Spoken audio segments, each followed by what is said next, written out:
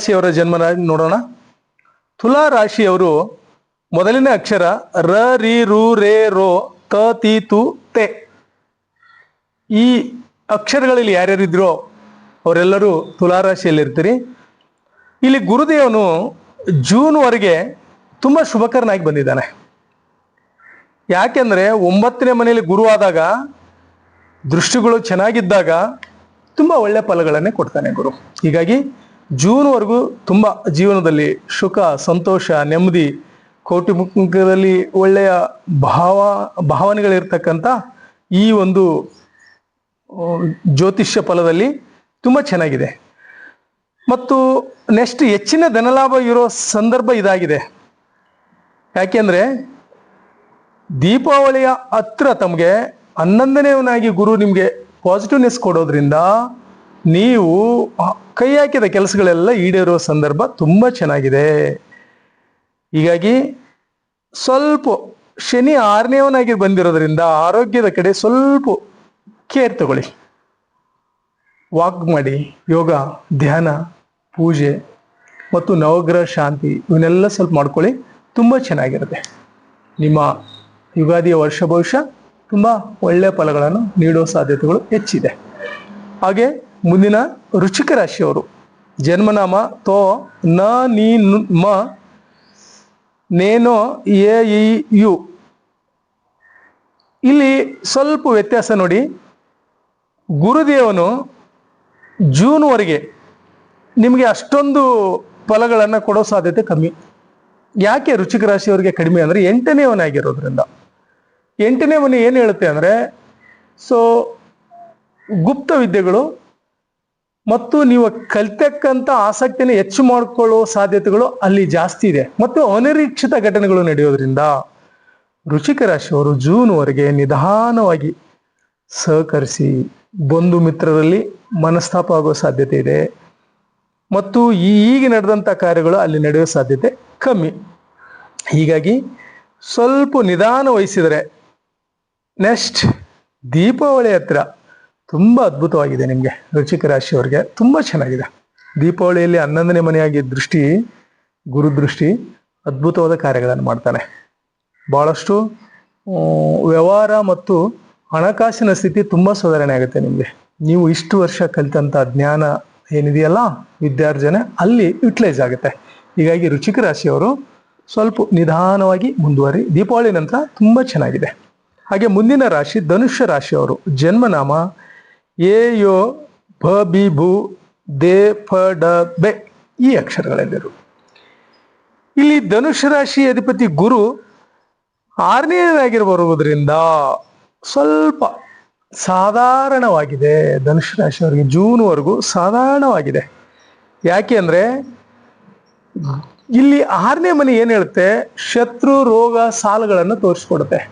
ಯಾರಾದರೂ ಸಾಲ ಮಾಡೋರಿದ್ರೆ ಅಪ್ಪಿ ಕೂಡ ಬೇರೆ ಹೊರಗಿನ ವ್ಯಕ್ತಿಗಳ ಜೊತೆ ನಿಮ್ಮ ದಾಖಲೆಗಳನ್ನು ಕೊಟ್ಟು ದಯವಿಟ್ಟು ಮಾಡ್ಕೋಬೇಡಿ ಧನುಷ್ಯ ರಾಶಿಯವರು. Be careful. ಮತ್ತಿನ್ನೊಂದು, ಕ್ರಾನಿಕ್ ಡಿಸೀಸ್ ಏನಾದರೂ ಇದ್ರೆ ಒಳ್ಳೆ ವೈದ್ಯರ ಹತ್ರ ಚಿಕಿತ್ಸೆ ತೆಗೆದುಕೊಳ್ಳಿ. ಆಲಸ್ಯತನ ತೋರಬೇಡಿ.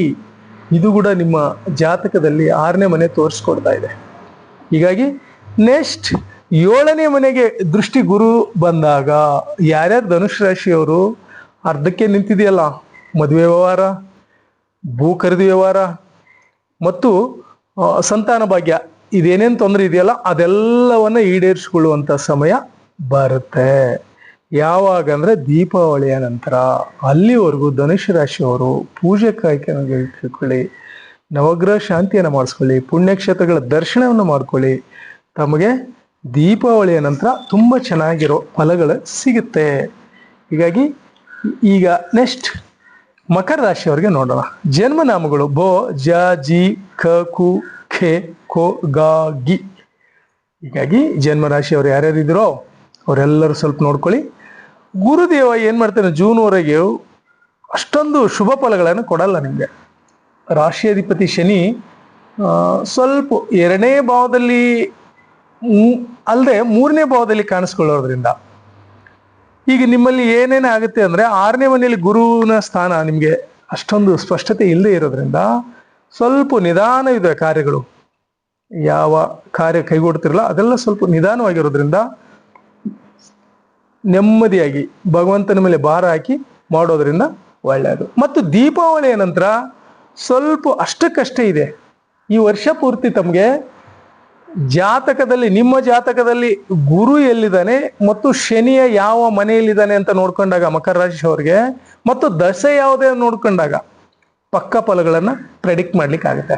ಇಲ್ಲಿ ಓವರಾಲ್ ಆಗಿ ಹೇಳಿದಾಗ ಸ್ವಲ್ಪ ಅಷ್ಟೊಂದು ಪರಿಪೂರ್ಣತೆ ಇರಲ್ಲ. ಇಲ್ಲಿ ನಿಮ್ಮ ಜಾತಕ ದಶೆ ನಡೆದಾಗ ಅದನ್ನು ಸ್ಪಷ್ಟವಾಗಿ ಹೇಳಬಲ್ವಿ, ಆಗ ಜಾತಕ ಪರಿಪೂರ್ಣವಾಗುತ್ತೆ. ಹಾಗೆ ನೆಕ್ಸ್ಟ್ ಕುಂಭರಾಶಿಯವರು ಗು ಗೆ ಗೋ ಸ ಸಿ ಸು ಸೇ ಸೋ ದ ಜನ್ಮನಾಮದಲ್ಲಿರೋರು ಯಾರ್ಯಾವ್ದು ಇದೆಯಾ ನೋಡ್ಕೊಳ್ಳಿ. ಅವರು ಈಗ ಕುಂಭರಾಶಿಯವರಿಗೆ 5ನೇವನಾಗಿ ಗುರು ಬಂದಾಗ ಶುಭ ಸುದ್ದಿಗಳನ್ನೇ ಕೇಳ್ತೀರಿ. ಯಾಕಂದ್ರೆ ಪೂರ್ವ ಜನ್ಮದ ಪುಣ್ಯದ ಮನೆಯಲ್ಲಿ ಗುರು ಬಂದಿದ್ದಾನೆ. ದೃಷ್ಟಿ ಗುರುವಿಂದ 5ನೇ ಮನೆಯಲ್ಲಿದ್ದಾಗ ನಿಮಗೆ ಯಾವ ಕಾರ್ಯಗಳಲ್ಲಿ ಇಲ್ಲಿವರೆಗೂ ಹಿನ್ನಡೆ ಪಡೆದಿದ್ರೋ ಅದ್ರೆಲ್ಲ ಬಡ್ತಿ ಪಡಿತೀರಿ. ಕುಂಭರಾಶಿಯವರು ಕೋರ್ಟ್ ಕಚೇರಿಗಳಲ್ಲಿ ಗೆಲುವಾಗುತ್ತೆ ನಿಮ್ಗೆ. ಯಾಕಂದ್ರೆ ಪೂರ್ವ ಜನ್ಮದ ಪುಣ್ಯ ಮನೆ ಗುರು ದೃಷ್ಟಿ ಬಿತ್ತು ಅಂದ್ರೆ ಅಲ್ಲಿ ಗೆಲುವು ನಿಮ್ದೆ. ಯಾರಿಗೆ ಪ್ರಮೋಷನ್ ಆಗಿಲ್ಲೋ ಪ್ರಮೋಷನ್ ಆಗುತ್ತೆ, ಯಾರಿಗೆ ಸಂತಾನ ಭಾಗ್ಯ ಇಲ್ವೋ ಸಂತಾನವಾಗುತ್ತೆ, ಯಾರಿಗೆ ಮದುವೆ ಯೋಗ ನಿಧಾನವಾಗಿತ್ತೋ ಅವ್ರಿಗೆ ಮದುವೆ ಆಗುತ್ತೆ, ಯಾರು ಮನೆ ತೆಗೆದುಕೊಳ್ಬೇಕು ಅನ್ನೋ ಇತ್ತೋ ಅದೆಲ್ಲ ಕನಸು ಈಡೇರುತ್ತೆ. ಇಲ್ಲಿ ನಿಮ್ಮ ಈ ಜನ್ಮದ ಕಾರ್ಯಗಳು ನಡಲಿಕ್ಕೆ ಶುಭ ಸಂಕೇತನೆ ಈ 5ನೇ ಮನೆಯ ದೃಷ್ಟಿ ಗುರುವಿಂದು.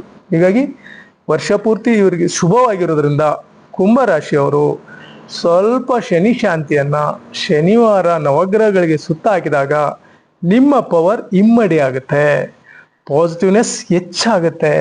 ಹೀಗಾಗಿ ನಿಮಗೆ ತುಂಬಾ ಶುಭವಾಗಿರೋದ್ರಿಂದ ಕುಂಭರಾಶಿಯವರು ಉಲ್ಲಾಸದಿಂದ ಸಂತೋಷದಿಂದ ಆರೋಗ್ಯವಾಗಿರ್ತಕ್ಕಂಥ ಸಂದರ್ಭ ಈ ವರ್ಷದ್ದಾಗಿದೆ. ಹಾಗೆ ಮುಂದಿನ ರಾಶಿ ಮೀನರಾಶಿಯವರು. ಮೀನರಾಶಿಯ ಜನ್ಮನಾಮಗಳಲ್ಲಿ ದಿ ದು ಶಂ ಝ ಥ ಧ ದೋ ಛ ಚಿ ಈ ಅಕ್ಷರಗಳಲ್ಲಿ ಯಾರ್ಯಾರಿದ್ರೋ ಅವರೆಲ್ಲರೂ ಮೀನರಾಶಿಯವರು.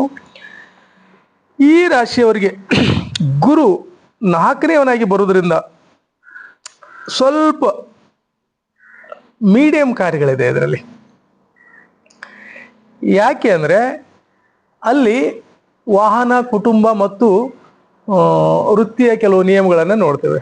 ಅಲ್ಲಿ ಅಷ್ಟೊಂದು ಉಚ್ಚ ಸ್ಥಾನದಲ್ಲಿ ಇಲ್ಲ. ನೆಕ್ಸ್ಟ್ ಜೂನ್ ನಂತರ ತುಂಬ ಚೆನ್ನಾಗಿದೆ.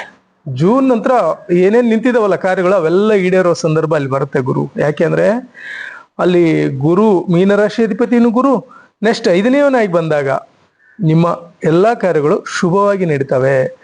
ಇನ್ನೊಂದು ಸರ್ಕಾರದಿಂದ ನಿಮಗೆ ಗೌರವ, ಮಾನ್ಯತೆ, ಸನ್ಮಾನ, ಹೆಚ್ಚಿನ ಉದ್ಯೋಗ ಬಡ್ತಿ, ಪ್ರಮೋಷನ್ ಆಗೋದು ಮತ್ತು ಒಳ್ಳೆ ಸ್ಥಾನಕ್ಕೆ ವರ್ಗಾವಣೆ ಆಗೋದು ಕೂಡ ನಿಮಗೆ ತಾನಾಗೆ ನಡೆದೋಗ್ಬಿಡುತ್ತೆ. ನೀವೇನು ಪ್ರಯತ್ನ ಮಾಡೋದು ಕೂಡ ಬೇಕಾಗಲ್ಲ. ಆ ಥರ ಒಂದು ಸಾಧ್ಯತೆಗಳು ಜೂನ್ ನಂತರ ಇದೆ. ಜೂನ್ ನಂತರ ಗುರುವಿನ ದೃಷ್ಟಿ ನಿಮಗೆ ತುಂಬ ಅದ್ಭುತವಾಗಿರೋದ್ರಿಂದ ನೀವು ತುಂಬ ಒಳ್ಳೆಯ ಕಾರ್ಯಗಳನ್ನು ಮಾಡ್ತೀರಿ. ಮತ್ತು ಇನ್ನೊಂದು ಭೂ ಖರೀದಿ ವ್ಯವಹಾರ ತುಂಬ ಚೆನ್ನಾಗಿದೆ ಈ ಸರಿ ನಿಮಗೆ. ತುಂಬ ಭೂಮಿ, ಮನೆ, ಬಂಗಾರ ತೆಗೆದುಕೊಳ್ಳುವಂಥ ಯೋಗ, ಬಹಳಷ್ಟು ಪ್ರಾಪರ್ಟಿ ಖರೀದಿ ಮಾಡೋ ಯೋಗ ಮೀನರಾಶಿಯವರಿಗೆ 2026 ಇದೆಯಲ್ಲ ತುಂಬ ಅದ್ಭುತವಾದ ಕಾರ್ಯವನ್ನು ಕೊಡ್ತಾನೆ. ಸ್ವಲ್ಪ ದೀಪಾವಳಿವರೆಗೂ ತಡೆಯೋದು ಒಳ್ಳೆಯದು. ಹೀಗಾಗಿ ಎಲ್ಲ ರಾಶಿಯವರು ಪ್ರತ್ಯೇಕವಾಗಿ ನಿಮ್ಮ ದಶೆ, ನಕ್ಷತ್ರ, ಜನ್ಮನಾಮ ಎಲ್ಲ ನನಗೆ ಡಿಟೇಲ್ ಕಳಿಸಿದಾಗ ನಾನು ಅದ್ರ ಪ್ರೆಡಿಕ್ಷನ್ ಇದೆ ಅಂತ ಹೇಳಲಿಕ್ಕೆ ಈಸಿ ಆಗುತ್ತೆ. ಹೀಗಾಗಿ ಯುಗಾದಿಯ ಒಂದು ವರ್ಷ ಪೂರ್ತಿ ಭವಿಷ್ಯವನ್ನ ಓವರಾಲ್ ಆಗಿ ಹೇಳಿದ್ದೀನಿ. ಬಟ್ ನಿಮ್ಮ ಪರ್ಸನಲಿ ಆಗಿ ನನಗೆ ವಾಟ್ಸಪ್ ಮುಖಾಂತರ ಕಳಿಸಿ, ಕಾಲ್ ಮಾಡಿ, ಡೈರೆಕ್ಟ್ ಖುದ್ದು ಭೇಟಿಯಾಗೋರು ಬಂದು ಭೇಟಿಯಾಗಿ ನಿಮಗೆ ವರ್ಷ ಪೂರ್ತಿ ಯಾವ ಯೋಗಗಳು ಹೇಗಿದೆ ಅಂತ ಸಂಪೂರ್ಣವಾಗಿ ಹೇಳಬಲ್ಲೆ. ಹಾಗೆ